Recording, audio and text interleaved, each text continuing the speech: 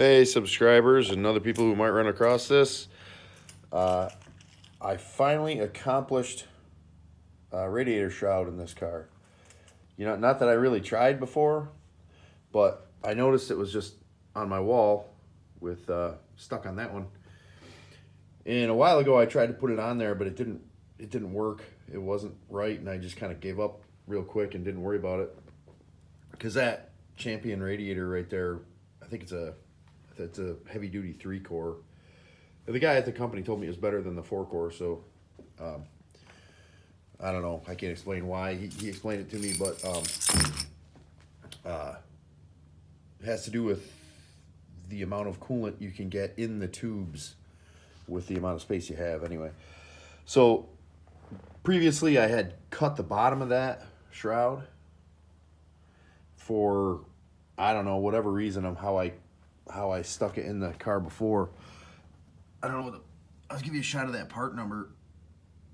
That's the part number right there. So it's an original Chrysler piece, and this is a 26-inch core, I think, Champion, whatever, you know, the big core for these B-bodies. It definitely wasn't an easy job. Well, it was easy, but it was a little bit complex in how I had to think of it. Because it's like offset. I ended up making these 2 aluminum brackets. Those are 6mm bolts, by the way, in the Champion core. Whatever you want to call these guys. Those are 6mm little. They got like a threaded insert in the aluminum, so. But they're 6mm by about, was it 1 inch or I don't know. You can see in there probably. 6mm by 3/4 probably, something like that.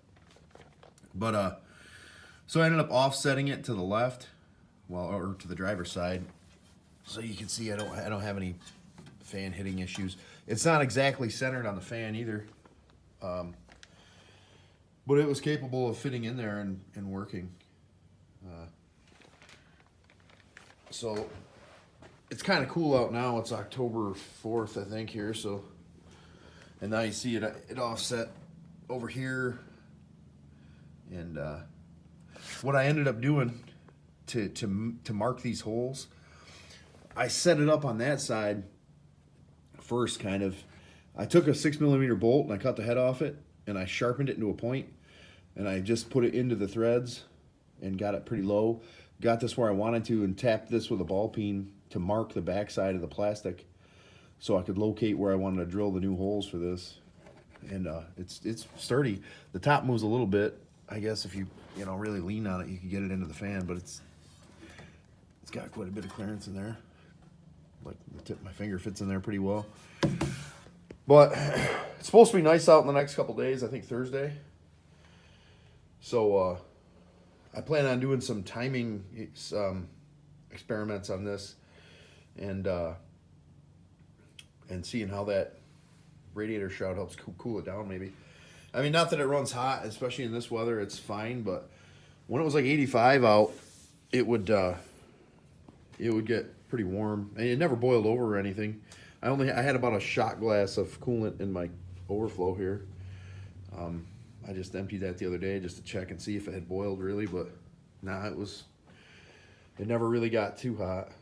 It never detonated or anything in the heat. It would stay cool. That clutch fan pulls a ton of air, so I'm hoping this shroud helps. I did have to slice the bottom a little bit more because the whole bottom was basically cut out, but I ended up trimming more off this edge here, and just to give myself clearance for that oil filter.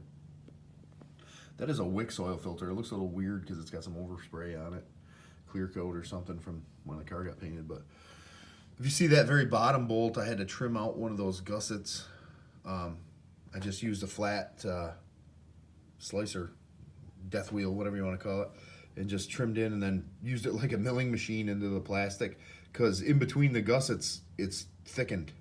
So the bolt sat right on the difference between this thickness and then the stepped up stuff, so I had to like machine down. But it's fine. It'll work. It always worked before when I used it. It's solid. It should help substantially, I think. So I'll talk a little bit about the timing experiment I'm going to do. Years ago, when I raced this at the track, it had a 620 lift Ultradyne cam in it. Now it has, which was a little bit bigger at 50 than this one. So and it had a Holly Dominator and a big single plane with a big adapter and shit. So it had real bad idle characteristics. And I wasn't that good at tuning carbs at the time. So what I ended up doing was we ran a bunch of timing early. Like, the converter was looser then too because it was only a 440. So I ran like 42 degrees of timing maybe, initial. Which then I used a MSD switch step retard or whatever.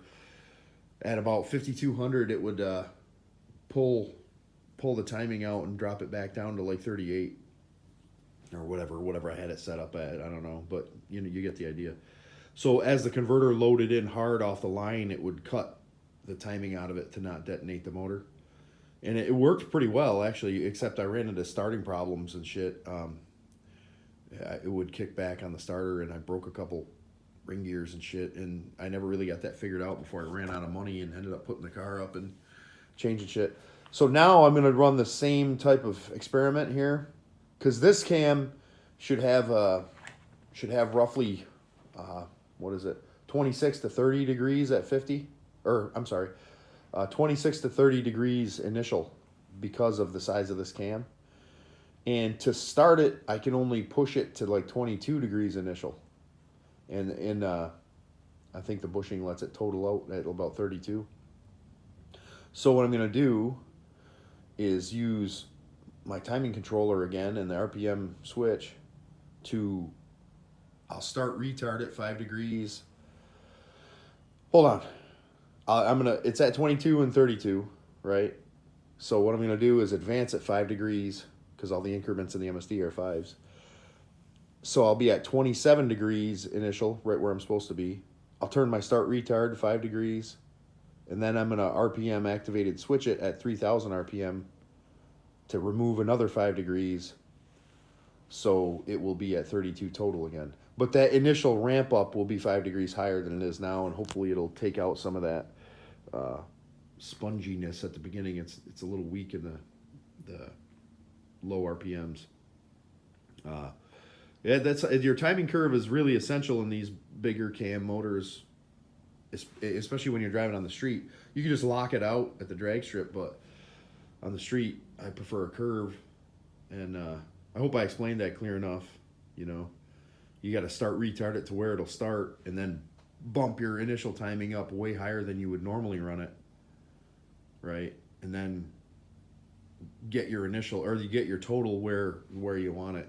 So there might be different ways to do that, but you're limited kind of in the bushing, the limiter bushings in this, and then there's springs and weights for the rate of curve. But the limiter bushing tells you how much you can give. I think the smallest one you can get your hands on is 10, and I think that's what's in this because it goes from 22 to 32. I think I'm pretty sure. I'm gonna map it out again, but you get forgetful when you do so much shit. So it'll have excess timing before load, and then it'll clip out around 3000. Also, it cruises at 60 at about 2800.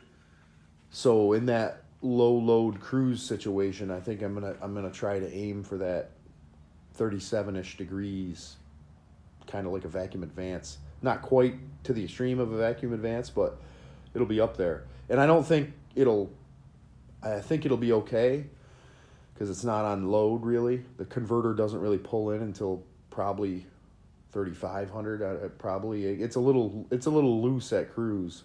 Not too bad, but it's a little bit loose there.